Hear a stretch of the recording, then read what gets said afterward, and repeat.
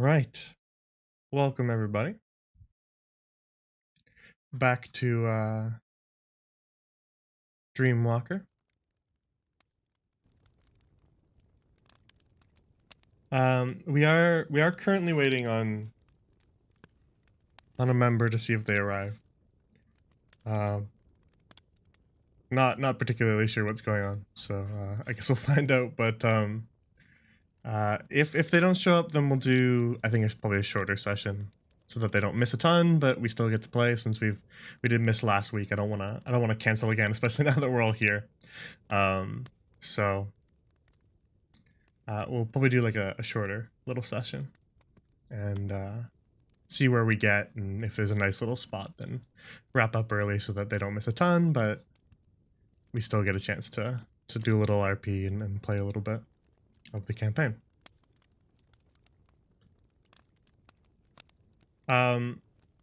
Yeah, Zeke, you got hit bad by the cheese. I rolled a 19 on my stealth check, so I'm not even here. I should mute myself. Yeah, that is your average experience with cheese, Zeke.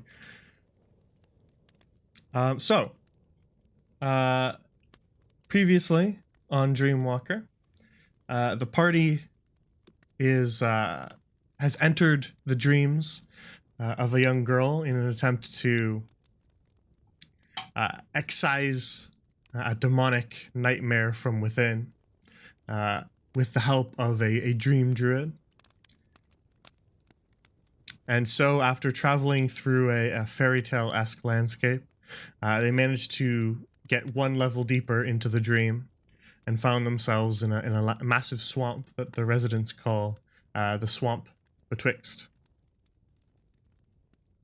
And after doing a little bit of exploring, they found a treetop city called Foundling Tree, where they met some of the woodland animals, the talking woodland animals that live within the dream. And they learned that if they were hunting for a way to go deeper into the dream, then perhaps they should seek out the statue of the Rose Maiden, the locals called it.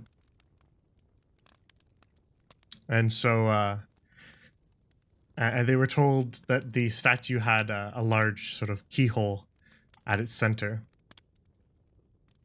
and that that was the closest thing to a door that they could find.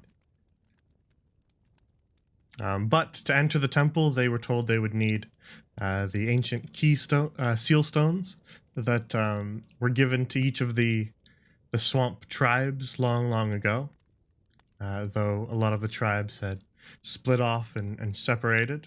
One was given to the reptile tribe, one to the amphibian tribe, and one to the mammal tribe.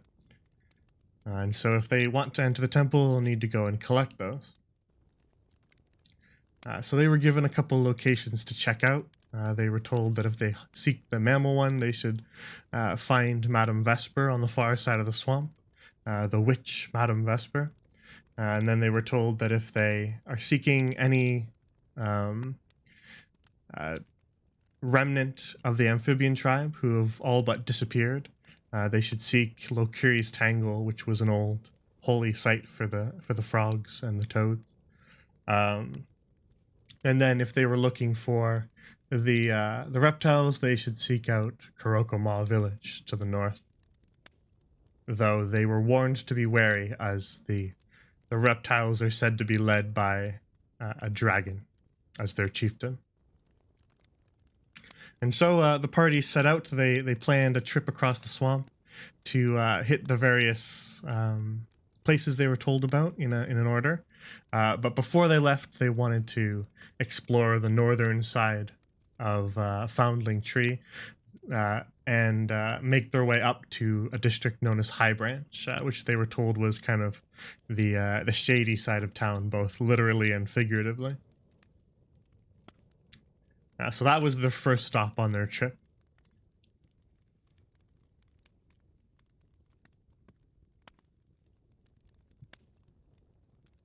And that's where we return.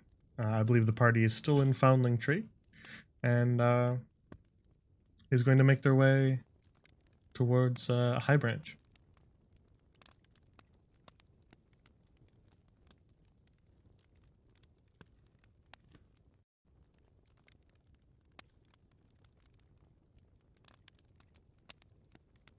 Not that whole time, just for that couple seconds. That would have been embarrassing. Alrighty, that's better. Okay, so here's our map. They've doodled their little order on it for us so that we can remember, which is good. Very helpful. I also like this little frog here. So Bay hasn't arrived yet. But we'll go ahead and we'll get started without. And if they don't show up, then we'll do maybe a shorter-ish session. And we'll just we'll see how it goes. But first things first, it's been brought to my attention, DJ, you need to level up. Because everybody else is level 3. Except for you. I think it should be leveled up now. I was able to pick. Oh, were you just doing that right now? Yeah, I did it like maybe 10 minutes ago. Okay, good. Because when I opened your sheet, like 20 minutes ago, it wasn't done, so I wanted to remind you, but you took care of it already. Perfect. Yeah, that's on me. Last minute forgot. Luckily, barbarian level up paths are pretty straightforward. Yeah, I think I picked the fun one, so I'm excited. All right. Which one did you? All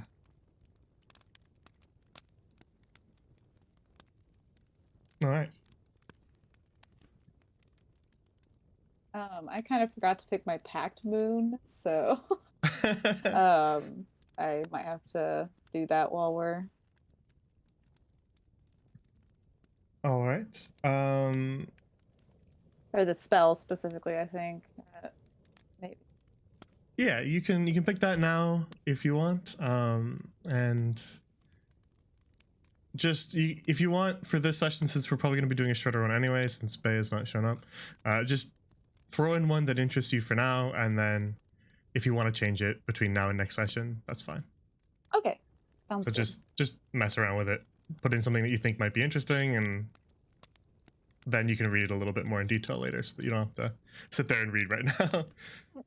Okay, sounds good.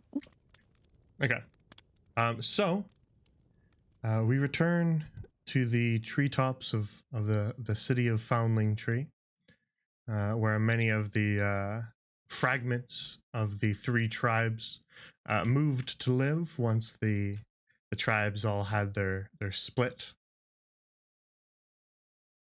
And I believe you guys had left Athena's Things, the old oddities shop on the south side of Foundling Square. And you had planned to make your way north. You'd been told by one of the amphibian guards, Rocco, that the pathway north in the square led to an elevator up to High Branch. And before you left the city, you had said that it might be worth checking out.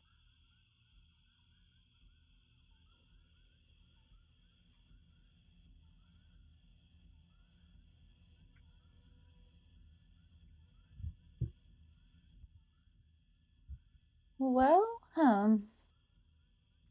I guess we should go check it out now. Yeah, let's go check it out. Let's go see what's up. Sounds like fun. I think they may have fallen asleep or something, so I'll just leave Bay here for now, I suppose. It's been a long day. We should let her take a nap. Yeah. Yeah, Bay takes a little nap at front of Athena's Things.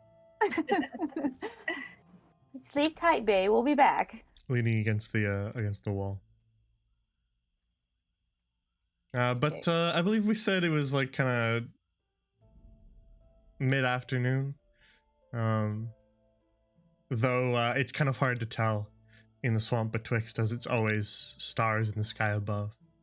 But you guys make your way across the square along those wooden walkways that sway and creak with both the wind and the weight. As you make your way past Rocco the guard again, who gives you a little salute, and head north in between pairs of massive firefly lanterns towards a platform in the distance.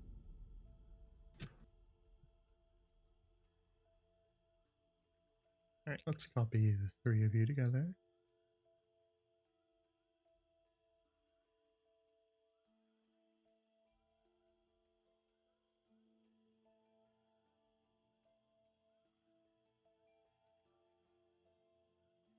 And so as you walk through branch and foliage, you find yourselves at a little platform to the north that has sort of this large hole in the center of it, and all the way up as you crane your necks, you can see all these ropes kind of wound around the branches, forming this massive pulley system. A grumpy, grizzled-looking otter folk guard, kind of hunched over his spear, just sort of grumbles at you guys as you approach, and just says, "What's your business in High Branch?"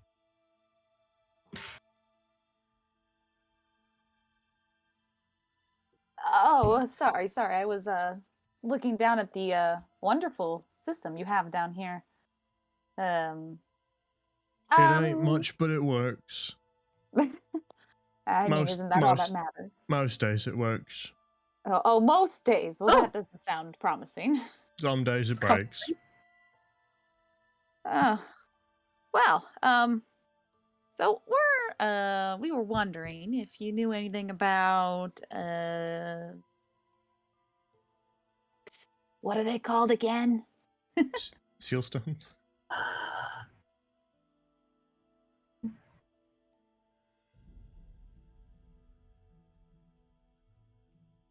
Wait, what was that? The seal stones?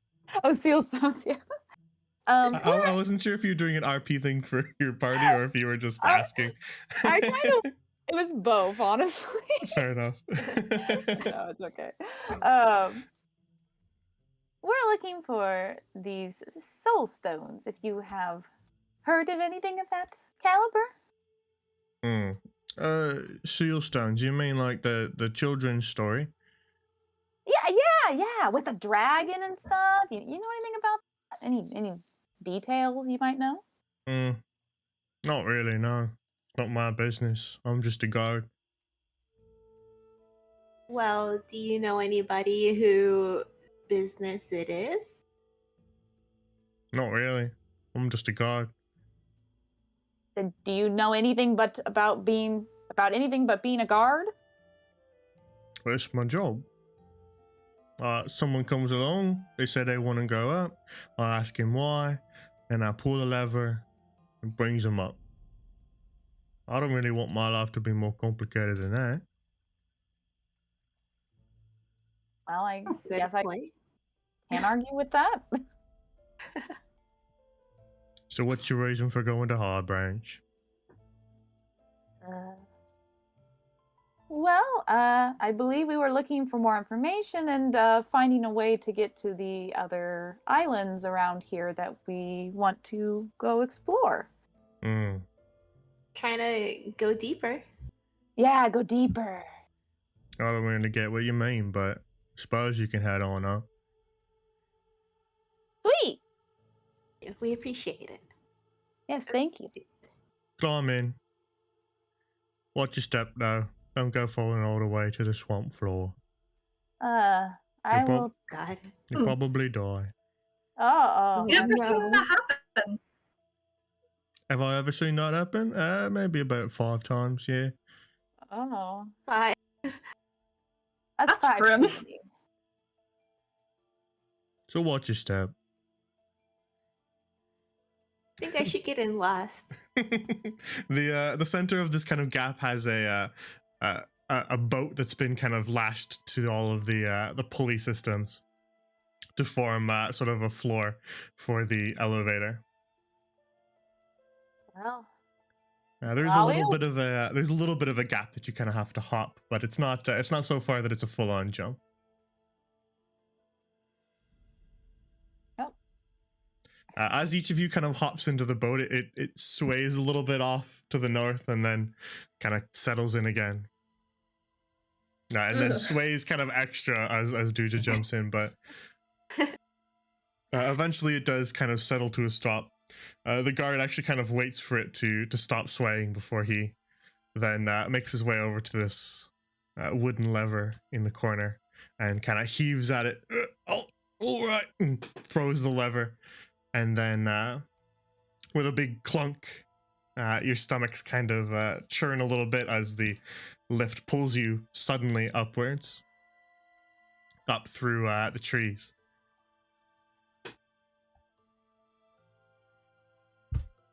And as you go, you're sort of battered a little bit by the branches. As the pulley yanks you upwards, high up into the tallest of the trees in Foundling Tree. As you make your way to High Branch. Oh my gosh, the little owl guy. Hey, where? I must see. And over there. after about a minute, the lift turns to a stop again, and your stomachs kind of turn over once more as you stand on a similar platform to the one down below, with the very tops of the pulleys all wound around you, and another gap for you to hop off. But High Branch is a little darker than the rest of Foundling Tree, as there's no clearing in the leaves. The leaves kind of cover all around you and blot out the stars. But they've sort of accommodated by hanging these glowing braziers in on ropes from various branches to light up the district. In the distance, you can see sort of a large straw building being guarded by an owl folk. But off in the other direction, you can see a little bit of a smaller building nestled as well. Well, we didn't become the next 3 people on the list, so that's great. Yeah, imagine going up to 8. I don't want to.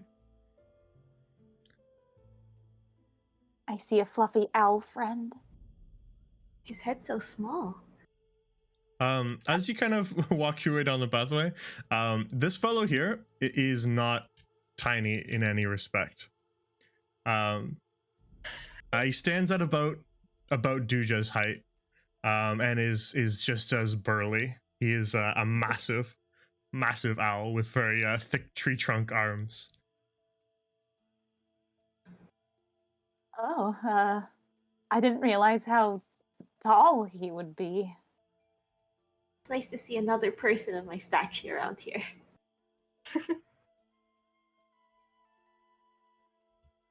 Hello, owl. His head sort of swivels towards the 3 of you as you walk up, and then he kind of tilts it as you see in the portrait, and then he just kind of simply says, "Who are you?" Who are you? What? I'm Big Boris. I'm the guard. Who are you? My name's Duja. Duja Cat. How are you? I'm fine. I meant more. Why are you here? I guess.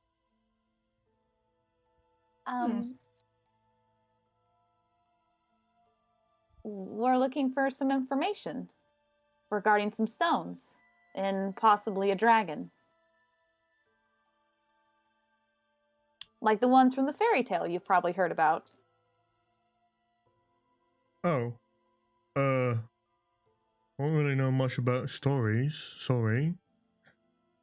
Oh. But if you want to talk to the boss, I guess, maybe. The boss? Who's the boss? Boss Nash. A little ominous. What's Boss Nash do? He kind of tilts his head back in the opposite direction. Wait. No, I'm not supposed to say. And then he kind of straightens up his back a little bit. I'm not supposed to say, he says a little bit firmer. Oh, definitely not ominous. Is he like a crime boss or something? Yeah. The boss kind of glares at him. You can make an intimidate check against him if you want. Ooh. Let's see. I'll contest it with just his constitution. Of which he rolled a 6, so 15. all right. So as he kind of straightens up and says that a little bit firmer, you straighten up too, Duja, and he kind of almost shrinks back a little bit. All right. No need to get so testy. It's just boss deals in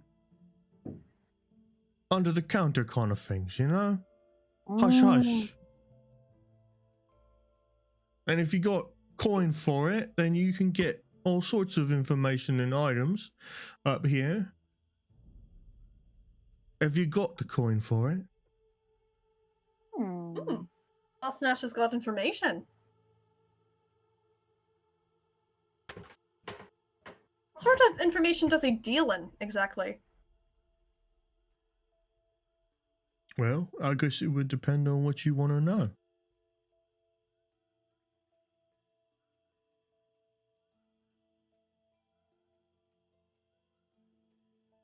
Well, if it's okay for us to talk to him, might as well. Kind of eyes the three of you, tilt his head back in the opposite direction, and then kind of you see his head kind of swivel a little bit towards Duja for a second, then back to the others. Yeah, all right. Suppose you can talk to the boss then. And creaks an old rickety door open for you guys to enter. It's through here.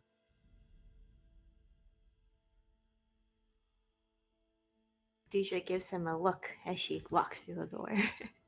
Nightshade gives a look as well.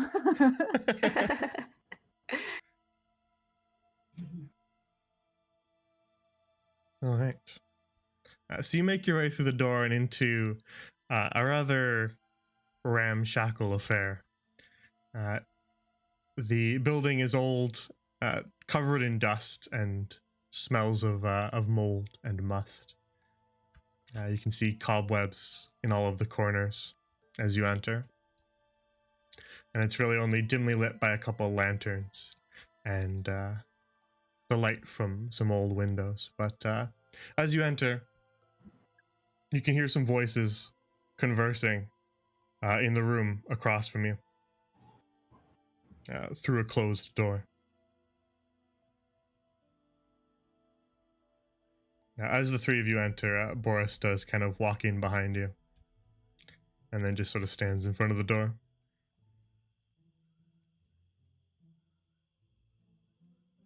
Hello?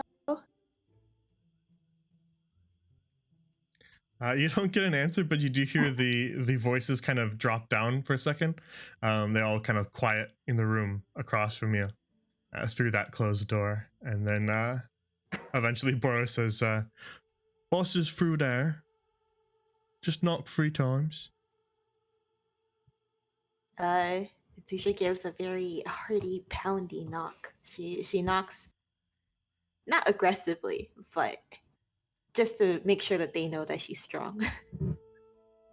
Very well.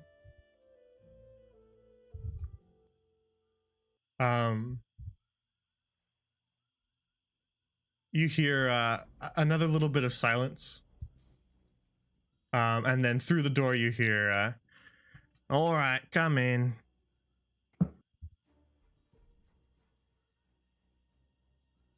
She walks through with her back straight and her chest puffed out, trying to make herself look as big as possible.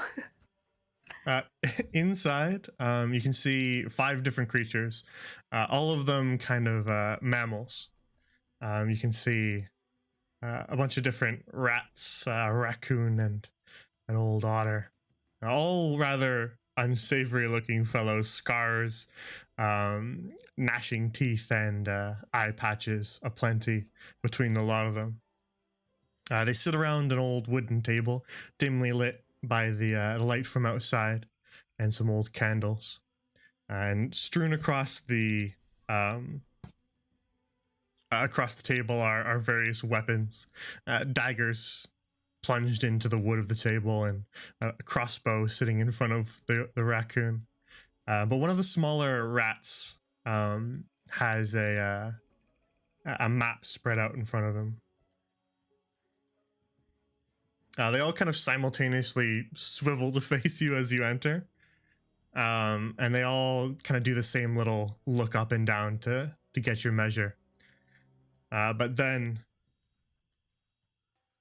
the raccoon speaks and says, "What's your business, eh?"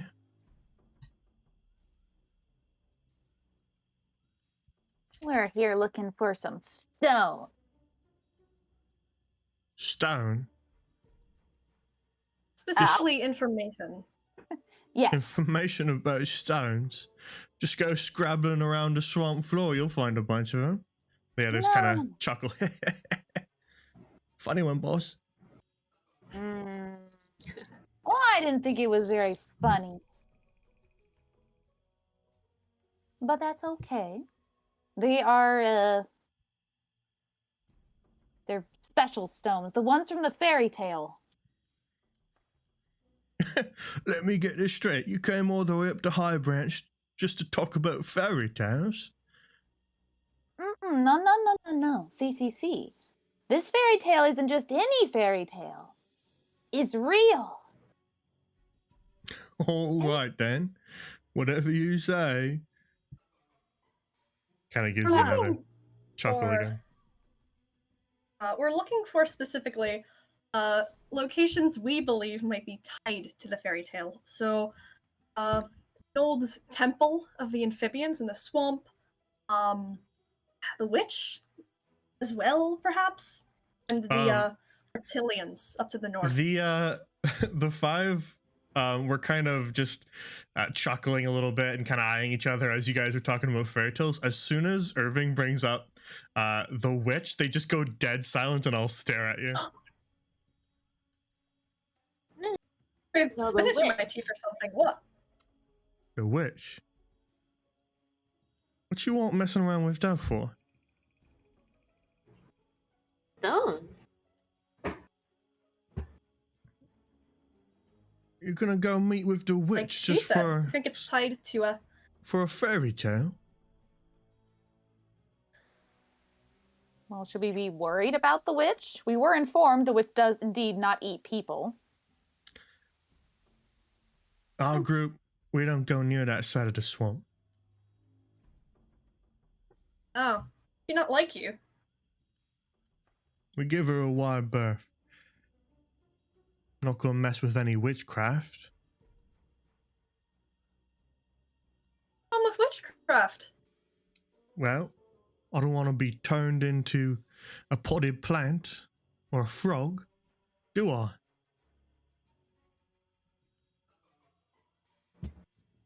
Doesn't sound so bad. Little witchcraft never.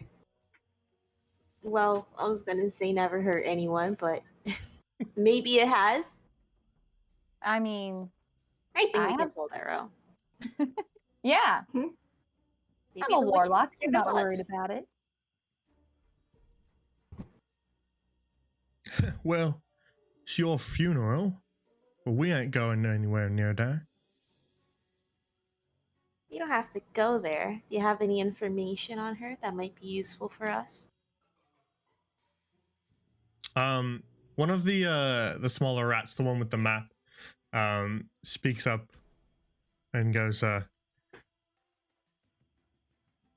maybe. What's that information worth to you? It's worth you not getting poison in your face. Was that a threat? Yes. He kind of just sort of reaches one of his paws and clutches his crossbow. I don't think Look, you want to be threatening anybody.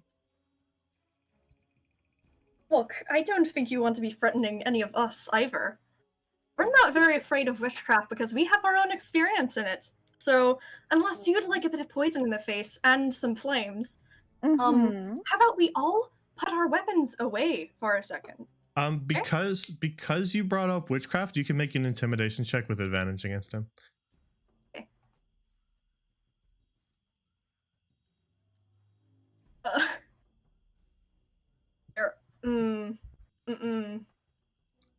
Okay, a 10 I'll say is not enough to win that interaction against him, but it is enough to stop him from immediately picking up his crossbow and shooting you. He just kind of keeps one of his paws on it, but he doesn't pull it into his hands. Just kind of keeps that paw tapping one of his long claws against it. Well, all right, Milton. You can tell them what they want to know. It's no skin off our back if they go wandering into the witch's lair and get turned into a bunch of plants.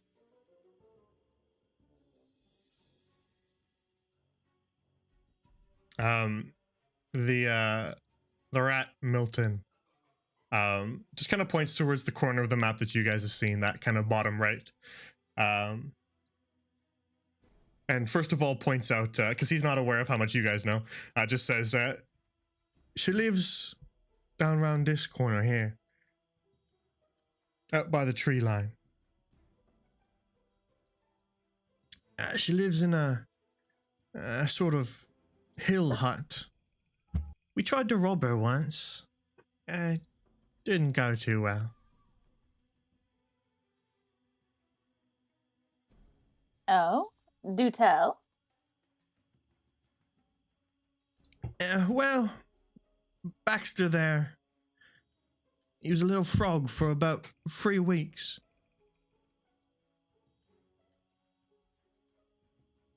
So it did wear off. Eventually, yeah. So we ain't really go back there since. We give it a wide berth, like the boss said.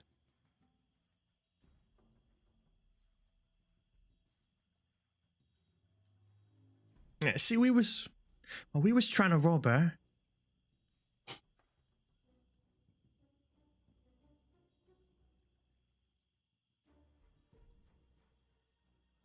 So, well, the plan that we had, we never really got to put in place because she noticed us before we even got inside. But we were going to try and sneak down the chimney.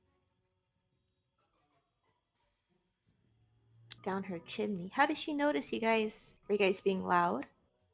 Not really sure, to be honest.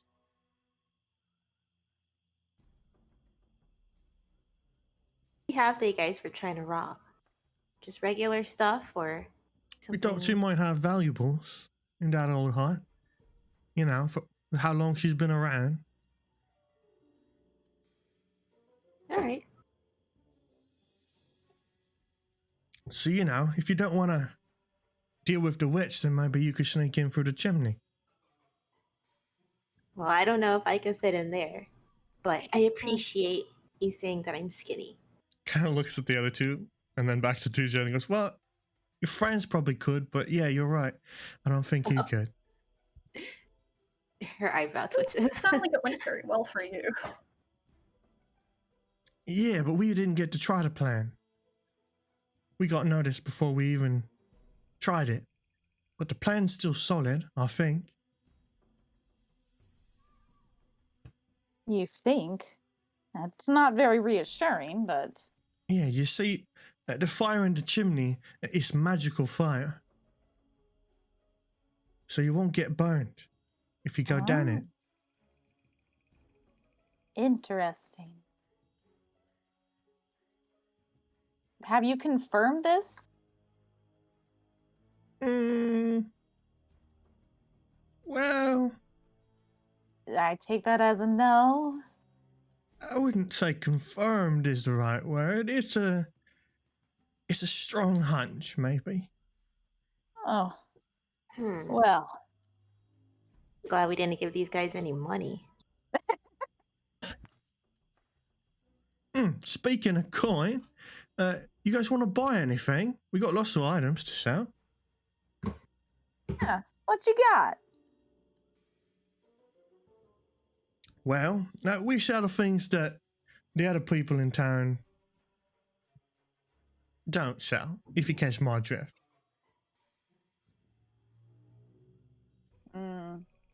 No, you're gonna have to be more specific. Sorry. All right. He kind of hobbles his way over to some of the crates and begins to pull dusty parcels from them.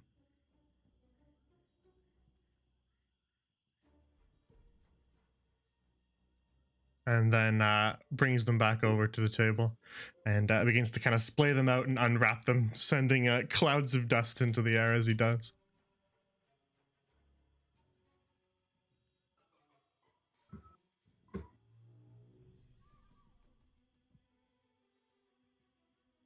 All right. Well, depending on what you're looking for, we've got a lot to offer. You see, got some old thieves' tools. We've got lock picks and ball bearings, little mirrors to look around corners, and the like, you know.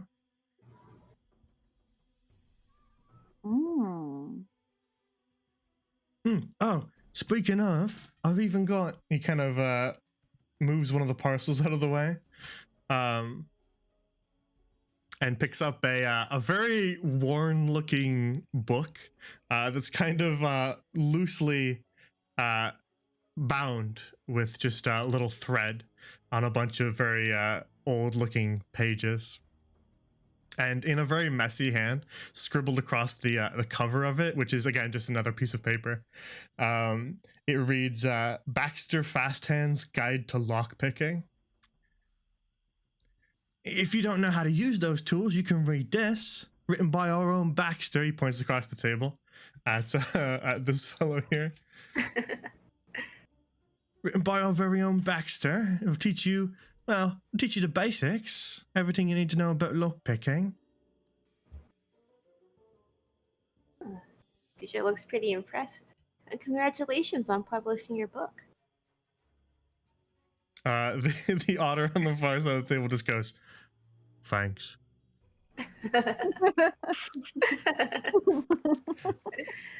So none of you are roguish types. So none of you just have that proficiency to begin with. But if you read this book across 3 short rests, you can gain that proficiency. Okay. So if you did want someone to be able to pick locks and the like, as well as just use anything that's in thieves' tools, which is a bunch of stuff, from metal files to ball bearings to mirrors. That's sort of the whole thieves' tool kit. Then you could gain proficiency with that if you wanted to through Baxter's little guide. But they also sell the actual kit itself, the thieves' tools kit, which includes all those things. And then he pulls out a couple dusty old vials and goes, depending on your nefarious inclinations, we got little kind of jiggles the vial a little bit to send the green liquid churning around in the bottle. It says, we got poisons here, you know, if you want to use them. Yeah. How much? Ah! This vial here, that'd be about 5 gold. How about So- 3? You can make a persuasion if you want, or alternatively intimidation or deception, the like. Whichever one you can think of a way to swing, you can pick. All right. Is this guy tall? Milton here is probably the shortest in the group. All right. She goes over to him. You know, takes a look at the vial. Maybe just takes a look at it and just towers. Makes sure that she's really tall. Her back is straight, chest puffed out. Yeah, I don't know. It's looking kind of dusty. How about just give it to me for 3, and Yeah, you can forget roll. about the 2 extra coin. You can roll intimidation. I'll contest it with his con. He rolled a 9. Oh, let's go. He kind of goes, all right. I need to stand so close, personal space. And says, I could drop it. I could drop the price. My pleasure doing business with you. If you want to purchase that, then yeah, you can hand over the gold, 3 gold, and he'll give you the little vial. Okay, yep, I do that. And he goes, all right, well, we still got a few more things. And he pulls out sort of a wooden crate and plops it down on the desk. And inside you can see folded just all manner of clothing. Now we've got a disguise kit here. So if you want to, look different, we've got all manner of clothing and wigs and the like. So you can, look a little bit different if you want to trick somebody. And then last but not least, he picks something up kind of from underneath the table. And as he lifts it up, he's being very gentle with it. And he kind of places it down very delicately on the table.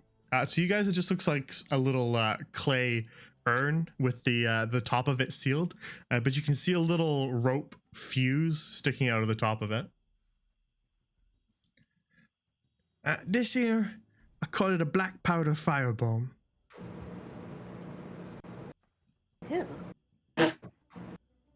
You ought to be careful with it, because if you set it on fire, it explodes. You light the fuse here, he points to the little rope, and then you throw it, and then boom. Whoa. Boom.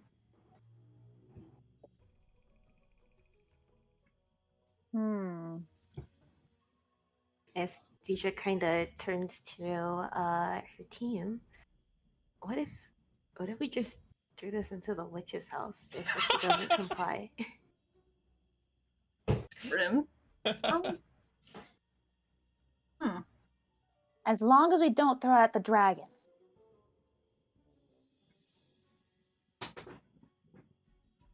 I mean, I think that theoretically. is good insurance.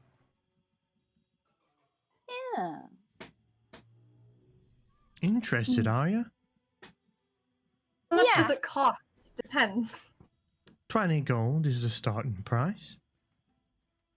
How much? 20 gold. Okay.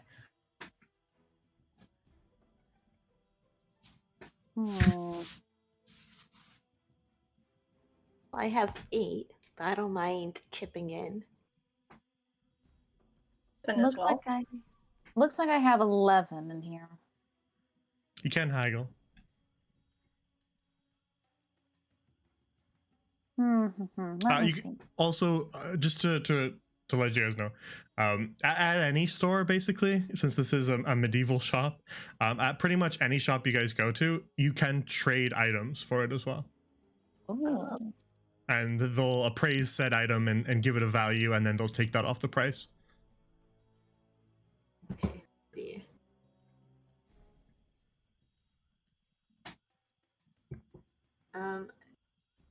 I guess Deja goes digging through her backpack and she pulls out one of the skulls that we collected in the last place. What kind of animal skull was that again? I don't even remember. Cats and stuff? I think so. Yeah. Yeah, cat sounds right. She holds it out in her hand. This is the skull of the world famous assassin. Yeah. Reginald.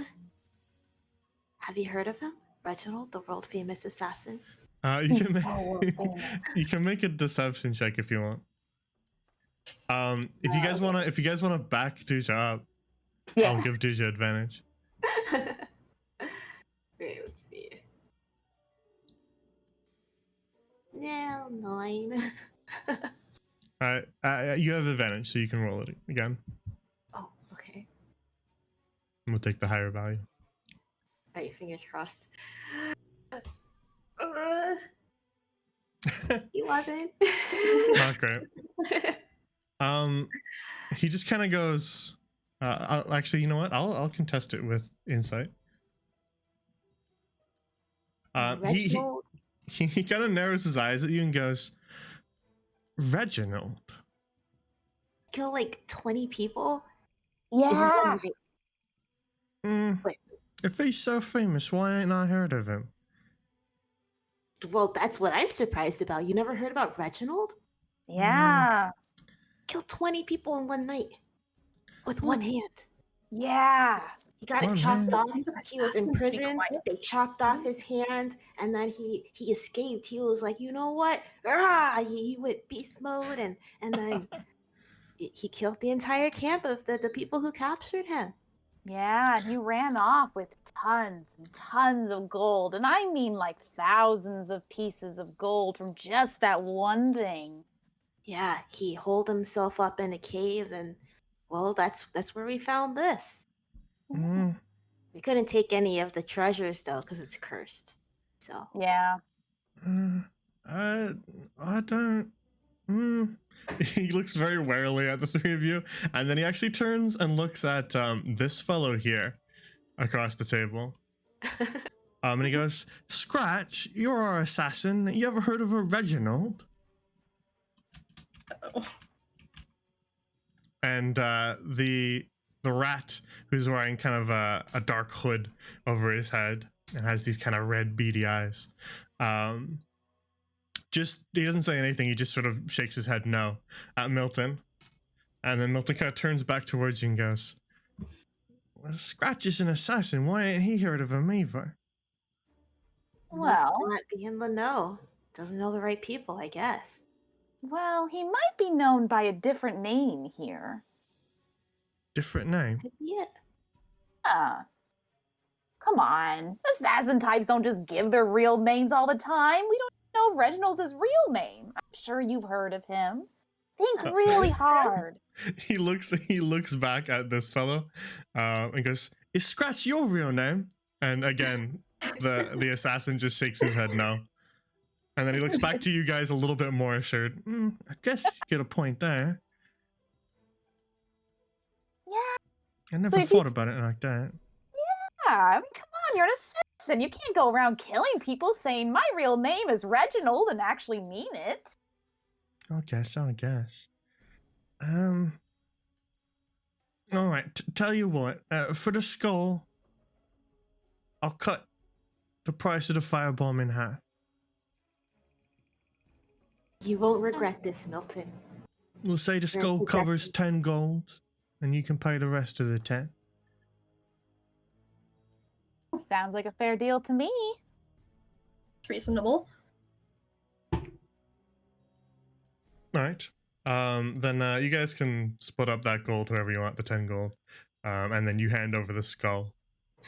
And He counts your gold quickly and then tucks it away into a little pocket at his side, and then he just kind of holds out the firebomb towards you guys. As he does, you can kind of see him like lean back from it as he reaches out with his little paws. He offers it to whoever wants to take it.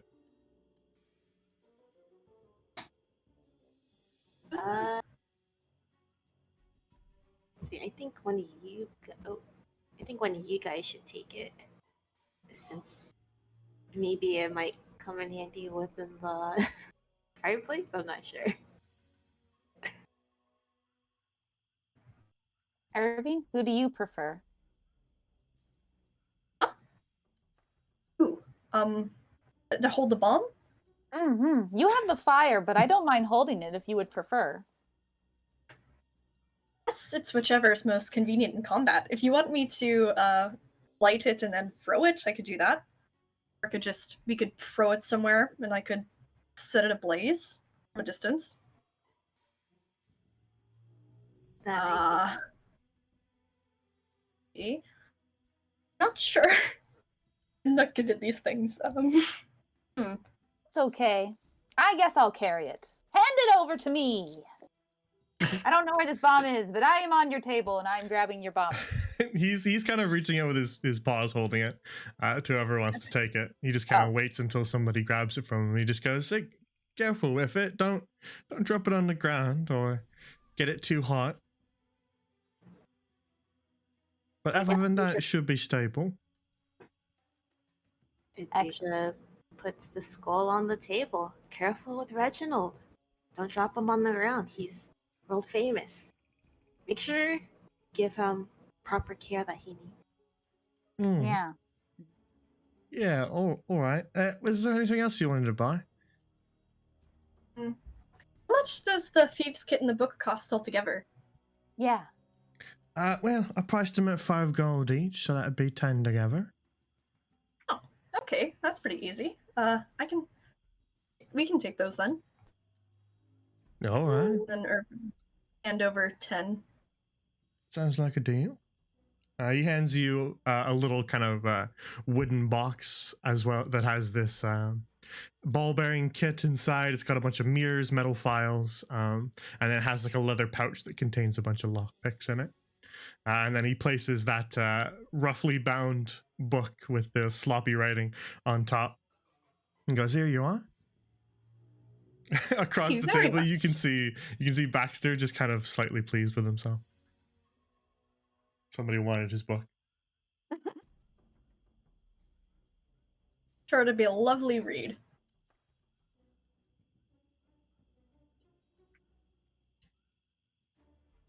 Was that all for today then? That's it for me. Future nods. Me as well. Is that it? All right. Well, pleasure doing business with you. Well, thank you, Milton. And yeah, thank you guys for the info. Yeah, happy You to have a help. lovely day. The boss from across the table just goes, "You're dismissed." You are dismissed. We're dismissing ourselves. Yeah. Whatever you say. Whatever you say. I'm going to dismiss myself and you can't do anything about it. Sure, whatever. And don't you forget the name Nightshade. Not that I think I introduced myself anyway, but now you know. Goodbye.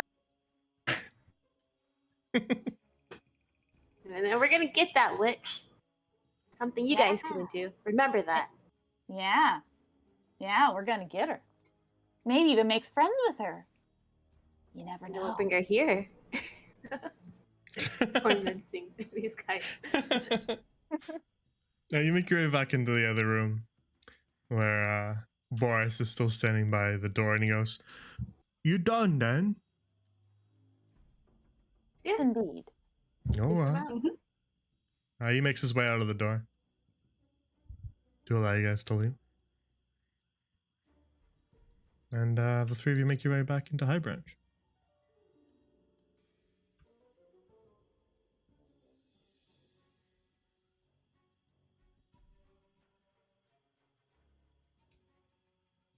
And once you guys get out through the door, he muscles his way back in front of it and folds his arms again to resume his guard. Well, thank you for your help, Boris. He just kind of nods. What do you think is on the other side of here? Actually, Boris, do you know what that building right straight across from here is? Not sure, I think it's empty. Well, okay. I guess let's go check it out. Yep. Make sure it is empty. You creak your way along to the opposite side of High Branch, where there's a small little hut set up on the far side, perched in one of the sturdier branches.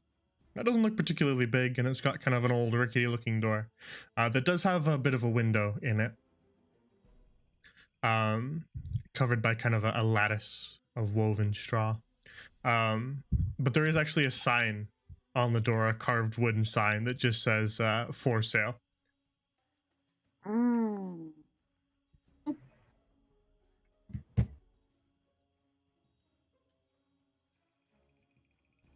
Right across from the criminal's hut.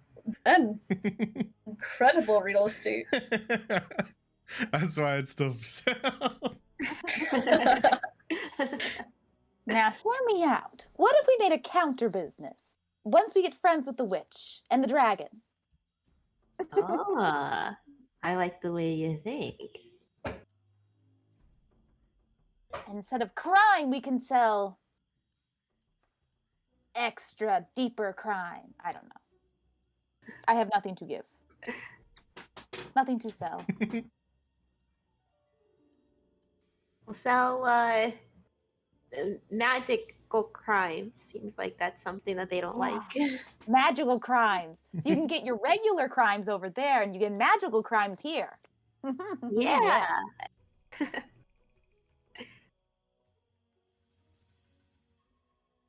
Oh, Well, I am kind of curious. Let me just peek through the window here really quick if I can. Yeah, you peek through that latticed window and you just see a very dark, dingy-looking hut. It's much smaller than the lodgings that Nash's gang was in. It's just kind of a small little rounded hut.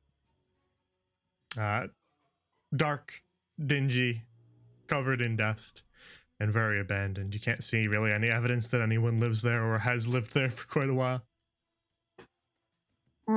Yeah, definitely doesn't have anybody in it. Okay, well, at least we got lots of tools and stuff from going up here and that scary elevator. yeah. And we kind of got some info on the witch. Mm-hmm.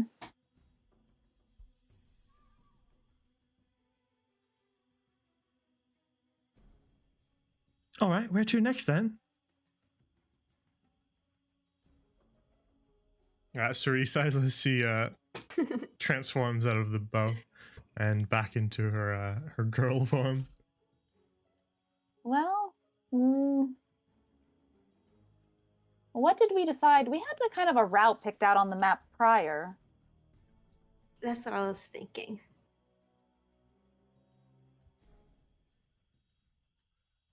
But I do not remember what the route is. I think next time you said that, I think that you said we were going to head to the witch next, right? Oh, well, how convenient. We have a bomb and we're ready. Yeah. You got a bomb. I was kind of dozed off there when you were talking to the other fellows. So you got a bomb, you said? And poison. And poison. Yeah. Just in case, you know, we need some insurance. Yeah. If everybody's so scared about her, maybe we gotta be a little cautious. I suppose I understand. It's just sort of sudden. You all became a little bit more nefarious than I thought you were. Maybe those criminals rubbed off on us. Yeah. Maybe. Oh, well, I'm ready to go when you guys are. Well, Nuts. Yep, let's go. yeah. Alrighty then. She transforms back into the bow. Who knows? Maybe the witch will be friendly and we'll make friends. And Then we maybe can the save dragon. Yeah, we save this for another time.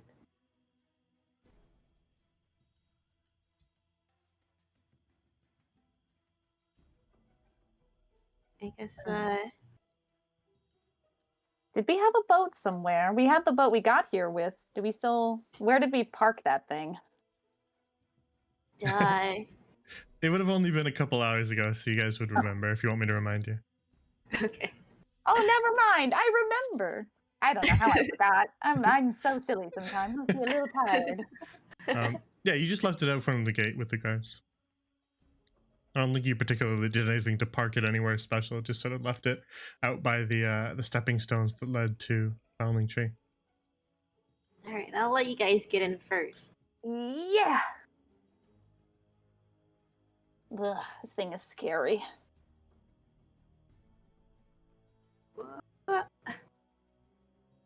As you all hop into the boat and feel it sway again with your weight, and eventually, as those ropes kind of groan, you actually hear a very faint shout from below.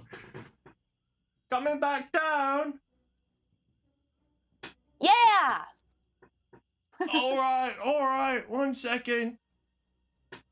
And then, with a lurch, the boat begins to lower.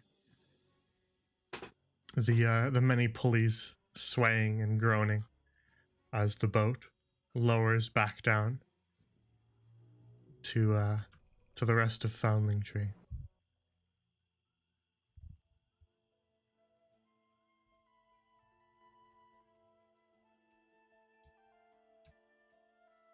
And you can see that auto guard still waiting. He just kind of goes, "All done with your business in High Branch?"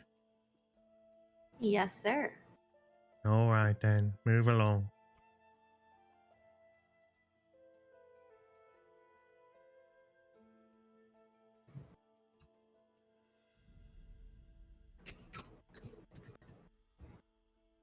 And you walk your way down the walkway to the south, back towards Foundling Square,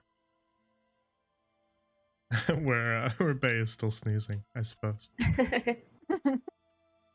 Oh, right. Bay. What should we do with Bay? Should we take her back to the inn or something? Well, you guys did arrange a stay in the inn, and it's kind of late afternoon now by the time you make it back down from High Branch. So you could set out now. You could also try to wait the night. It's up to you guys. Because just to remind you, last session you guys did already arrange rooms in the inn and food. Mhm. Well, maybe we should wait. Bay's all tuckered out, so maybe we should just stay the night for now. Head out in the morning. That sounds good. Go with the whole team when we're strong.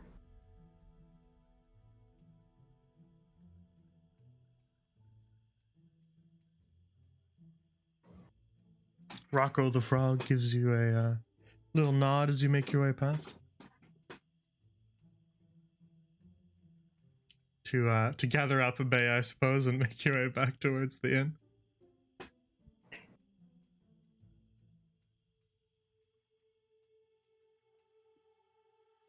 Bay is still resting where you left her, just kind of leaning against the bark walls of Thena's things. Nightshade pokes at her. Man, she's in a deep sleep. I wonder what kind of dreams you dream about when you're inside of a dream. The dreamy ones. Right, so you guys can scoop up Bay, whoever wants to carry her. I guess Dusha carries her. Makes the most sense. Yeah, just like toss her over your shoulder. Bay is very tiny, so it would be not really much of an effort at all for you, Dusha.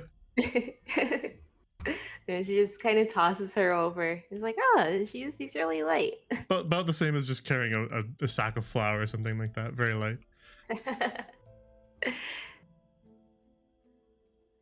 So you toss Bay over your shoulder and you go where you wish.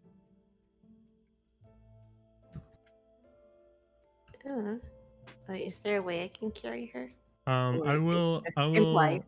will. For tokens like this, I can't give you pure control, but I can give you an alternative Bay that I will give you control to. Okay. So now you should be able to move Bay.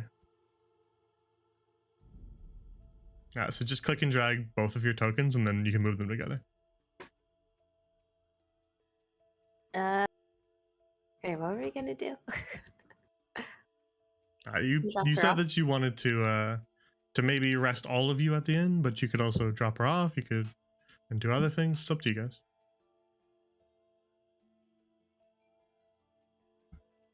Well, do we want to go confront the witch and drop off Bay? Yeah. Let's drop off Bay. Get that witch, I guess. Go check her out at the very least. I would say we probably shouldn't drop Bay off, because if we have to end way out there by the witch, then Bay will not be there. So, you should take Bay with you guys, no matter what you do. Oh, If you're gonna rest at the end, then you can rest with Bay, and we can just call the session there, or we can call the session when you leave. But I think we should probably wait for Bay to be around before we head out to the witch. then I say let's get some rest. Like a plan to me.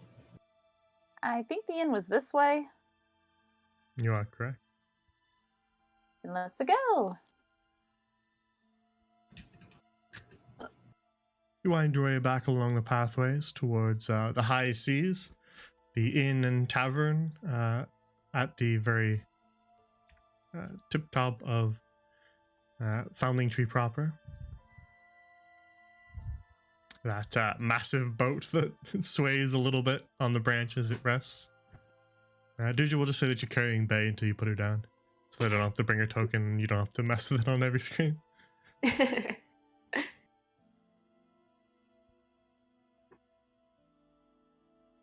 And so you make your way back into the Galleon Inn, and find its proprietor is still waiting for you. Admiral Hemingway greets you with a little salute from his wing, and says, good, you're back from your constitutional. Are you here to eat dinner or turn in for the night? I'd say a bit of both. Oh yeah, I forgot to fix that. Well, we'll leave it. It's canon.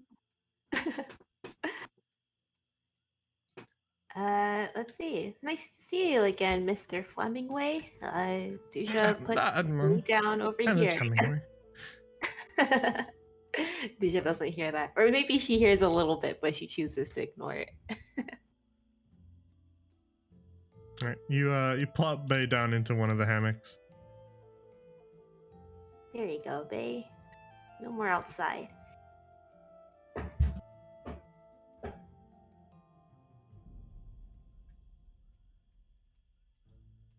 And Hemingway goes, all right, well, dinner should be served in just a moment, so you can take your places at the table if you're peckish. Yeah, I could eat. Yeah, same. Very good, very good. Oslo! Dinner should be served. And you just kind of hear off in the distance, yes, Admiral! Muffled from behind a door, and then Oslo, the little otter, teeters back out again, carrying many trays of food. And he serves you quite a spread of fish and all sorts of vegetable dishes, and just a hearty dinner.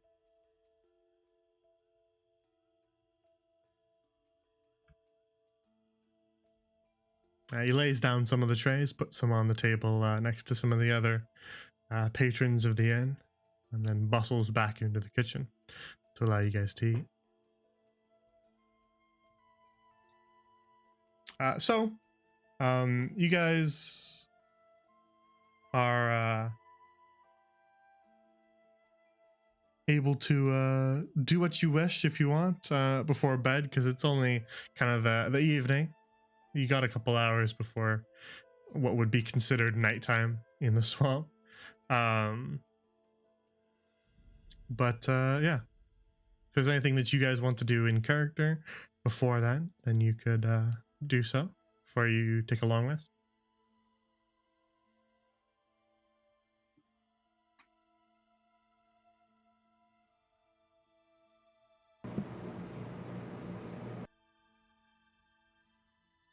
I think I'm good. Because you said we're going to take long rest, right? Yeah, you are going to long rest. I just like to ask to make sure that if somebody wants to do something in character, that they think their little bedtime routine before they head off to sleep. I like to let people express that character if they wish. I see. Okay. I guess Tusha just goes to... I don't know where the bathroom is, but she just does like a face routine, a skincare routine. Yeah, they've got an old latrine on the back of the ship here. Oh, alright. Just taking her skincare routine before she goes to bed. Very well. I wonder what does that involve for a loxodon? Is it like a mud mask? Yeah, she'll put some mud. She carries some dirt in a little jar, and she wets it up a little bit and puts it on her face. And she comes out. She'll wash it off in the morning. Don't Very be well. alarmed. That's just my skincare routine. Yeah, DJ, I think you claimed the accidental double hammock. They had to string up an extra one for you, just to make sure that you didn't topple off in the middle of the night. Nightshade, what are you up to? Nightshade is inspecting every single bed to see which one suits her fancy best. All right. Preferably which one is in the darkest corner. Yeah, make an investigation check for me. Boop. No! All right, then you hunt around across the hammocks, but they all seem kind of the same to you. So you're not really able to tell which one might be in a nicer state of cleanliness and maintenance, as well as which one might be darkest once the well, I guess it would be extra hard to tell which one's darkest in a land of eternal night. So I suppose a 1 makes sense. But yeah, you just pick which one you want. Let's see here.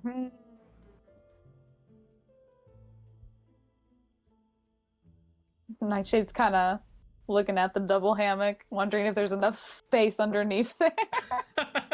Be like, it's dark under there. Then she's like, nah, I'll just find a different hammock. I think I'll be here. This looks comfy. Very well. Irving, is there anything that you want to take care of before you go to bed?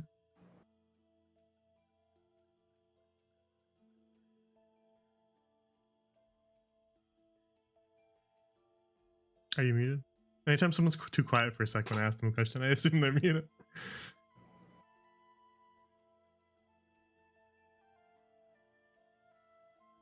Are you still maybe fixing... You said you were fixing your headphones. Can you still hear us? Oh, typing. Okay. You could... No, I don't think so. I can't recall anything that you said since you typed that, so maybe not.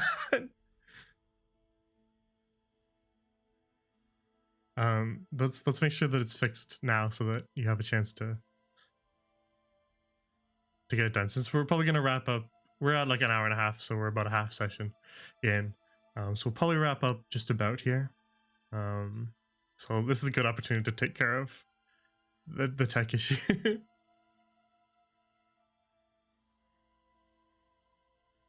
Drew in the sketchbook? Okay. To be clear, Irving, you can also use a long rest, like the hour before you fall asleep for a long rest, as an opportunity to read that book whenever you want.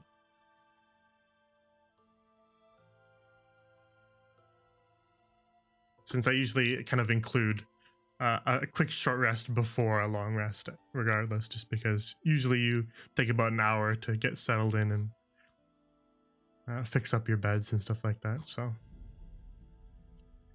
I kind of include them both in one. All right. I'm pretty sure Suri was not with you guys when you paid for your. She was in bow mode when you guys paid, so you didn't have to pay for her bed. So she's just gonna stay as a bow for the night, so that you guys don't have to pay for an extra hammock. The benefits of odd dream magic, I suppose. Sounds useful. All right. So eventually, you guys all drift off for the night, and though the light does not really change, eventually Hemingway goes and puts out all of the little candles in the inn, and it does get a little darker in here as you all drift off to sleep.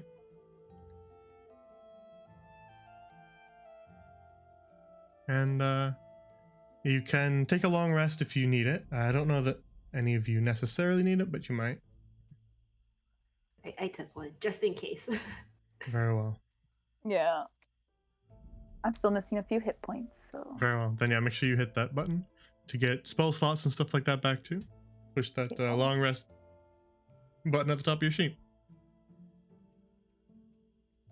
And you'll be all refreshed and ready to go for the next day.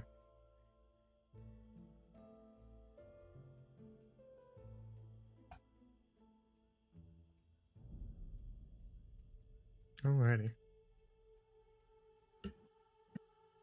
So you four all awake at the beginning of the next day and spend some time packing up your things in order to get started on your journey across the swamp. And eventually Oslo has a breakfast ready for you of all sorts of things. There's fruit, salads, and sausages and the like for breakfast. So you can pick and choose kind of what you want from the platters that he sets out in front of you. Bay sleeps in a little bit, but I think we can kind of wrap up here as you guys set out for the outside of Foundling Tree back into the swamp, and we can pick up again once we have Bay back. We did about half a session, so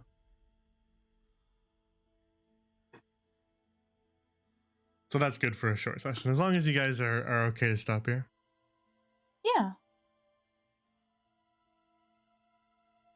Apologies for the shorter session, but it is what it is. Sometimes people forget about days or get so busy that it slips their mind.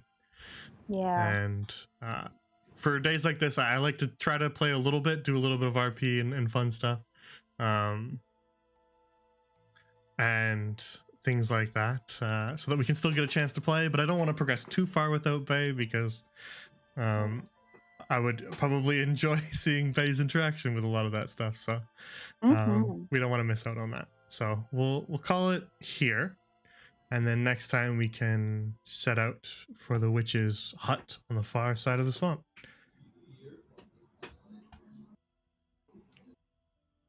Sounds good. Exciting session next time. Very excited. Yes, I'm very excited as well. So, a couple things. First, let's look at some art, because we have some good art. Let's look at the Charlie Chorn special, which is amazing.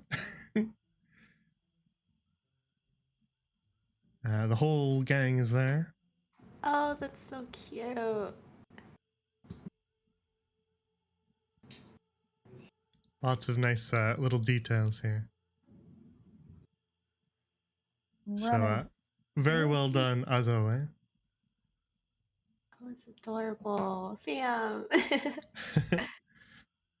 And then we have a Surrey as well Oh, from that's Chibi. cute. You guys have noticed already me updating the token. But we've got a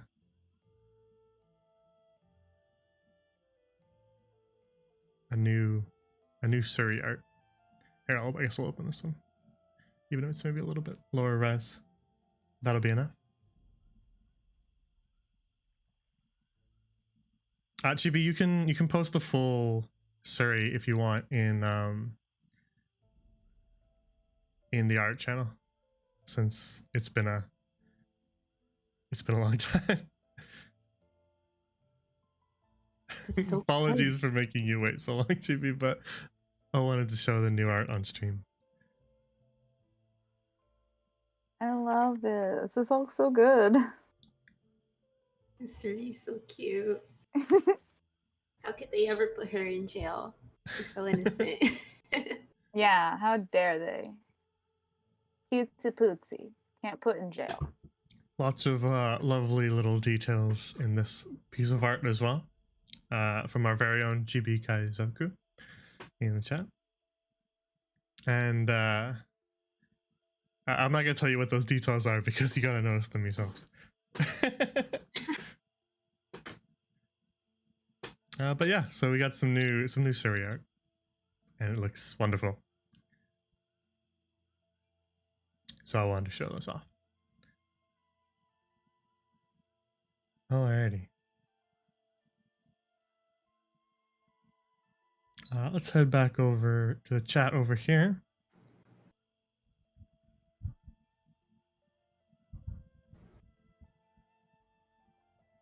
Off the top of our heads, let's get this out of the way. Does anything interfere with next week?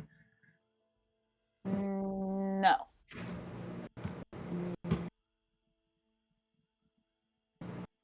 Yeah, no. Irving, does anything interfere? You can post it in whatever chat you're able to if the mic is still not working. Moving. Okay, so you might have a bit of difficulty with next week. Do you want to say it's a tentative yes, and then we can go ahead with it? And if anything interferes, you can let me know a little later. Probably yes. Okay. So we'll say it's a yes, and then if anything changes, all of you just message me, and we'll make adjustments. We'll see if Bay is able to respond to me once they can get back online next time, and we'll see what's going on there. And then I assume that they'll probably be good for next week as well. And yeah, so we'll say it's a tentative yes, and then come back next week, 7:30 p.m. Eastern on Friday, for some more Dreamwalker. We'll set out for the we'll set out for the witch's hut, Madame Vesper's hut, on the far side of the swamp, and we'll have some fun out there. It'll be an interesting time. As for next up on the channel, the next stream will be Monday for some more Spelljammer.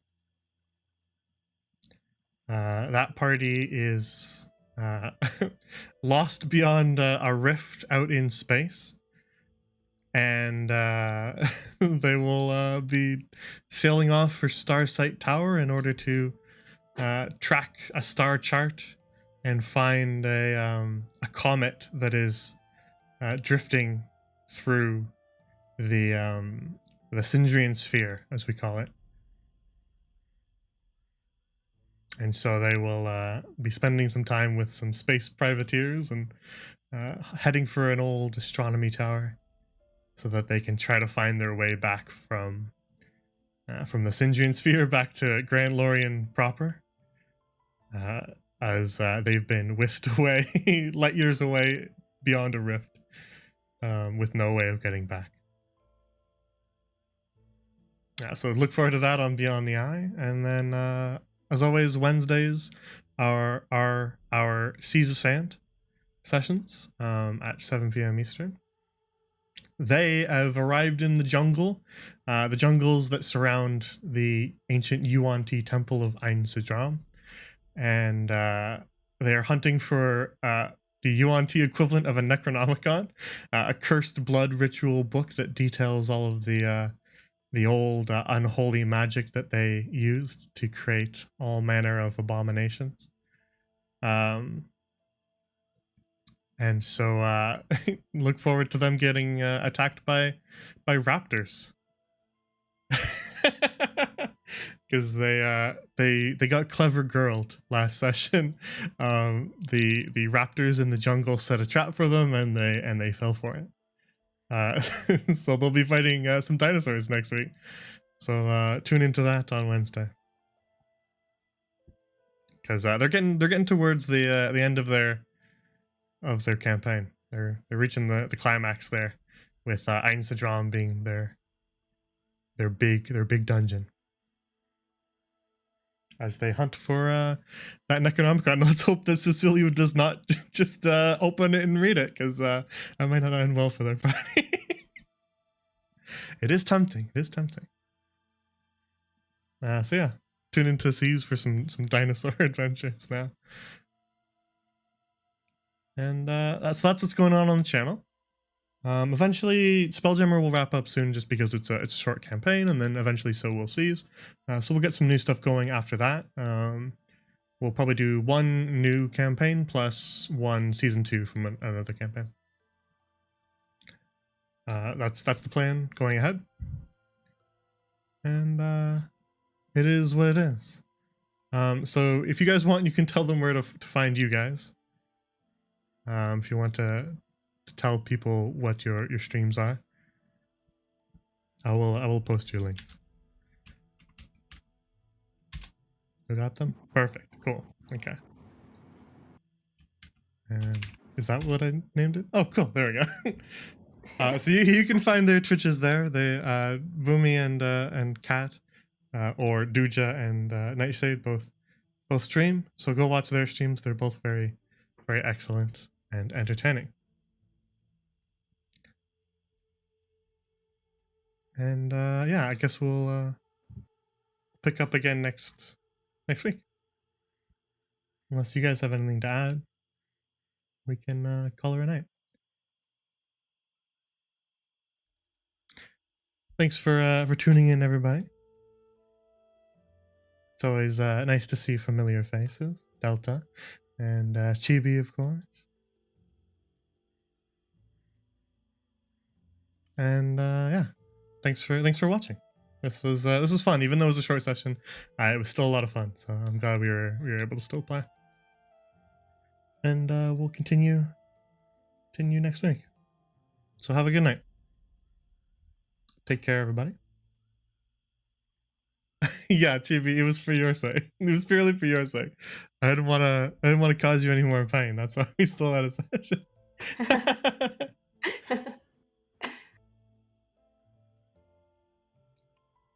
So yeah, have a good night, everybody. Take care. And I'll see you guys on Monday.